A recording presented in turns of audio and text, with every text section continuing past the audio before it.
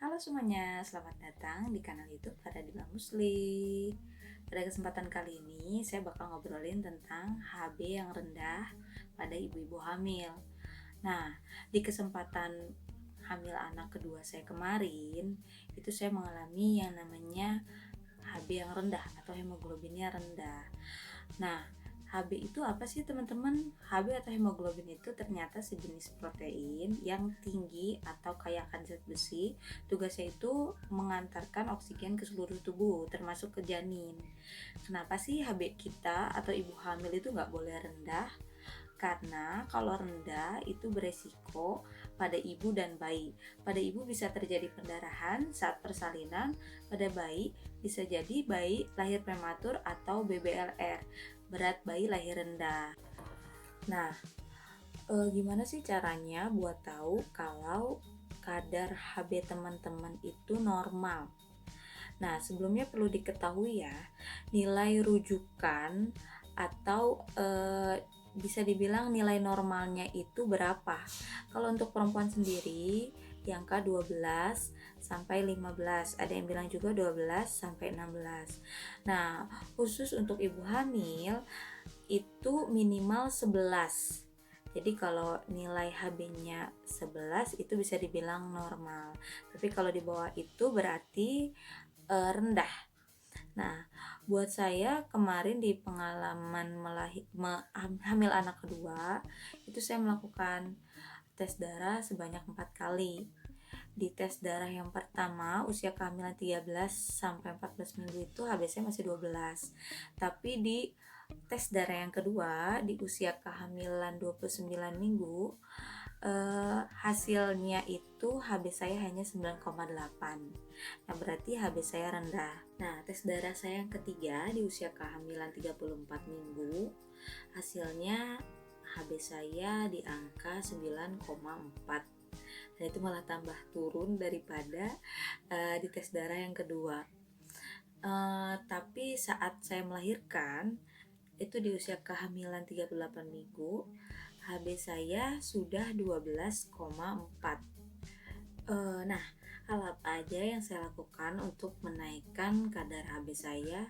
Yang saya ingat yang pertama, saya memperbaiki pola makan atau asupan makanan ke dalam tubuh. Saya memperbanyak asupan protein hewani dan nabati. Hewaninya itu saya biasanya makan hati ayam atau hati sapi atau daging sapi, itu saya perbanyak. Bisa juga teman-teman konsumsi ikan, udang, kerang, ayam, semua protein kalau bisa teman-teman ganti setiap hari.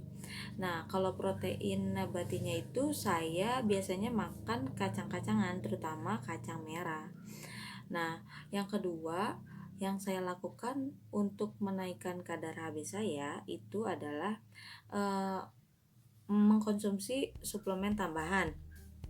Jadi saya konsumsi dua jenis suplemen. Yang pertama itu namanya Maltover. Nah, yang kedua namanya Iberet Folic. Jadi saat HB saya di angka 9,4, itu kan saya sempat bingung dan sempat aduh gimana bisa nggak ya lahiran normal sementara HB-nya terus turun gitu kan. Takutnya kalau terus turun terus dokternya nggak menyarankan untuk melahirkan normal karena takut ada resiko pendarahan gitu kan. Akhirnya saya tanya sama sepupu saya yang dia itu farmasi. Saya tanya, suplemen apa sih yang cepet banget bisa naikin HB tapi aman untuk ibu hamil? Akhirnya dikasih tahu nama suplemennya Iberet Folic, dan saya konsultasikan itu dulu sebelum saya konsumsi ya. Jadi saya tanya dulu dokter saya, boleh nggak dok konsumsi ini? Terus dia bilang ya silakan boleh gitu kan. Nah, baru saya minum Iberet Folic itu. Nah, yang ketiga saya juga konsumsi jus buah bit. Jus buah bit itu hampir setiap hari saya minum. Jadi biasanya komposisinya itu hanya buah bit dan madu. Kalau teman-teman suka jus yang dingin itu bisa ditambahkan batu es, jadi lebih segar gitu rasanya. Nah, buah pit sendiri kan rasanya agak kurang enak karena baunya langu ya. Jadi awal-awal saya minum jus buah pit itu agak eh, enak juga gitu rasanya, tapi akhirnya karena ngerasa butuh banget nih ini gitu kan, pasti bisa, jadi saya minum langsung tuk tuk tuk tuk tuk, gak pakai nafas gitu. Syukur alhamdulillah akhirnya lama-lama kebiasaan dan malah jadi ketagihan minum jus buah bit. Hal keempat yang saya lakukan adalah berpikir positif. Nah, berpikir positif ini kaitannya juga sangat erat sama orang di sekeliling kita, termasuk provider atau penyedia layanan di mana kita akan melahirkan atau memeriksakan kehamilan. Saya ingat saya pernah memeriksakan kehamilan ke salah seorang bidan ya, dia praktik bidan mandiri gitu.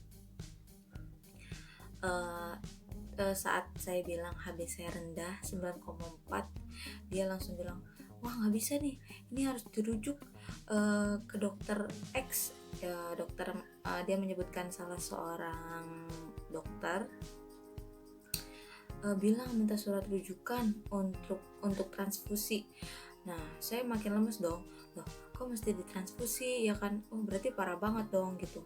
Nah, akhirnya setelah saya datang ke dokter tersebut atau dokter spesialis kandungan itu, dia cuma jawab santai gini, santai aja bu, ibu tuh masih 9,4, kalau transfusi itu minimal 8. Dokternya malah santai. Itu akhirnya kayak bikin saya lebih tenang dan akhirnya lebih berpikir positif.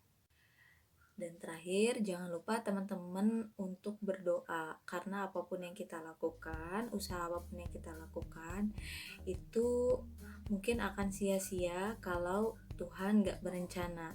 Jadi kita coba untuk lebih sering dekatkan diri sama Yang Maha Kuasa, minta dipermudah segala prosesnya dari kehamilan sampai persalinan. Dan semoga video ini membantu teman-teman yang saat ini lagi bingung tentang HB-nya yang masih rendah. Oke, sekian video kali ini. Jangan lupa teman-teman subscribe, like, dan komen kanal YouTube saya ya. Sampai jumpa di video berikutnya.